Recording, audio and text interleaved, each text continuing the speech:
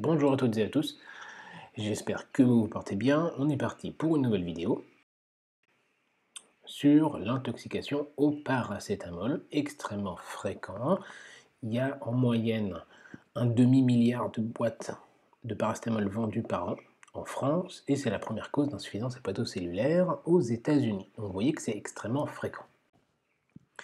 On va voir pourquoi il faut connaître la physiologie, la physiopathologie pour être précis, quelles sont les complications, comment réagir face à une intoxication probable ou avérée au paracétamol, le protocole, les protocoles, on verra qu'il y en a deux principalement, quelles sont les formes graves, comment les traiter et les points clés. N'oublions pas que le paracétamol a une très bonne tolérance à dose thérapeutique mais à une marge très étroite. Sur le plan pharmacocinétique, je ne vous ferai pas l'affront de vous rappeler que c'est un médicament qui sert comme antalgique de pallier et antipyrétique, qui est métabolisé par le foie. Et on va voir les 5 lettres de la mort. Alors le pic plasmatique, il survient entre 15 à 60 minutes suivant la forme, la galénique pour être précis, et le paracétamol est métabolisé par le foie. Je vous l'ai dit, deux moyens d'élimination, donc par glucuroconjugaison, sulfoconjugaison, et la voie qui va être nocive, c'est par l'utilisation du cytochrome P450 que l'on connaît, et c'est pas fréquent, c'est pas la majorité puisque ça représente que 5% de la voie d'élimination. Mais par contre, ça va donner un métabolite toxique qu'est le NAPQI, et ce sont les 5 lettres de la mort puisque ça entraîne un stress oxydatif, une homéostasie calcique perturbée, donc une mort cellulaire. Néanmoins, l'élimination par cette voie est quand même possible, sans dédommagement, sans complications, grâce au glutathion, qui va métaboliser le NAPQI, et donc il faut des stocks de glutathion. Il en faut pour éliminer le NAPQI, seulement quand il y a une trop grosse dose, le stock est épuisé. Pour ça, on va pouvoir donner une molécule qui va remonter, rehausser ce stock, le gonfler, ça va être la N-acétylcystéine. Donc en cas d'intoxication au paracétamol, comment faire? Eh bien, il faut déjà avoir en tête que l'intoxication est dans les premières 24 heures symptomatique. Il y a très peu de symptômes et ce n'est qu'à partir du premier voire troisième jour qu'il peut y avoir une hépatite aiguë toxique et entre le troisième et le cinquième jour une défaillance d'organes. Et uniquement à ce moment-là. Donc c'est normal que le patient aille bien dans les premières heures et c'est normal. Donc si l'on suspecte une dose toxique, avec un interrogatoire qui est relativement fiable, si c'est une intoxication médicamenteuse volontaire, on est quand même sur du 86% de sensibilité selon les études, ce qui est pas mal.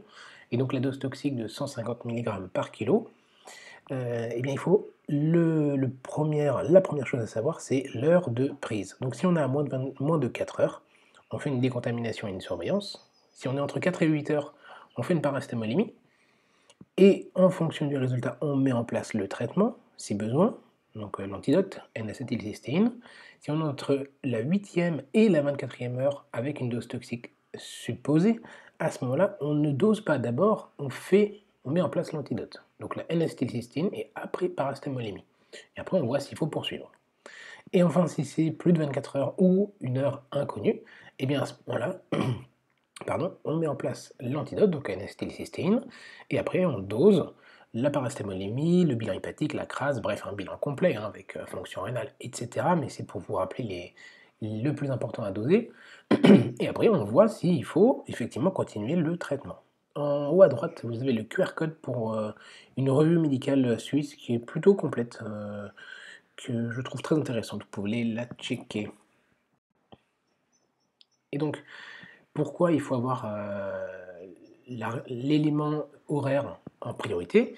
Eh bien, vous voyez sur ce graphique, donc c'est le graphique issu de la table de Roumac et Mathieu, qui vous montre que avant 4 heures, il n'y a aucune donnée, donc on ne peut pas prédire la dose toxique ou la dose non toxique, et à partir de 4 jusqu'à 24 heures, on peut prédire si la dose est toxique ou non, et au-delà, on ne sait pas. Bref, on mettra en place le traitement en cas de doute, je vous l'ai dit. Et les effets secondaires, à connaître tout de même. Il y a un effet anaphylactoïde en forme IV, donc on ralentit simplement le bolus. Et pour la forme Péros, on va le voir après, ça donne juste des nausées. Donc pour le protocole, je vous l'ai dit, N-acétylcystéine ou fluimicine pour le nom commercial, forme IV, donc c'est selon le protocole de Prescott, 150 mg par kilo sur 1 heure, puis 50 mg par kilo sur 4 heures, puis 100 mg par kilo sur 16 heures. Donc vous voyez que ça ne représente pas 24 heures de prise en charge, mais bien 21 heures de prise en charge. C'est 150 puis 50 puis 100 mg par kilo, et si il faut poursuivre, on met 300 mg par kilo sur 24 heures jusqu'à ce que le bilan biologique soit normal. On peut utiliser le voie Péros, bien sûr, s'il ne vomit pas, s'il n'y a pas d'intolérance. Eh bien, comment on fait? 140 mg par kilo en bolus, puis 70 mg par kilo. Pour les formes graves, qu'est-ce que c'est? Comment on fait? Eh bien, transfert en réanimation si le TP, donc d'où la crase, et le facteur 5 a baissé à 20%, ou une encéphalopathie, de grade 3 en général, mais on peut être amené à transférer avant le patient, bien sûr, ou une hépatite fulminante, à ce moment-là, transfert en réanimation et transplantation hépatique. Si le lactate est supérieur à 3 après un remplissage, c'est à discuter, mais à mon sens, c'est transfert en réanimation médicale dès qu'il y a du lactate. Et s'il y a un pH inférieur à 7,3, donc si c'est acide ou lactate supérieur à 3,5, vous voyez que le seuil est un peu discuté dans les recommandations, avec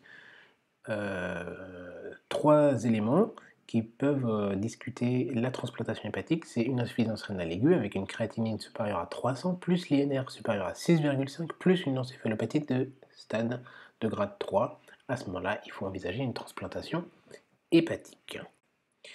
Maintenant, les points clés. Alors, pour vous en rappeler, 0, 1, 2, 3, 4, 5.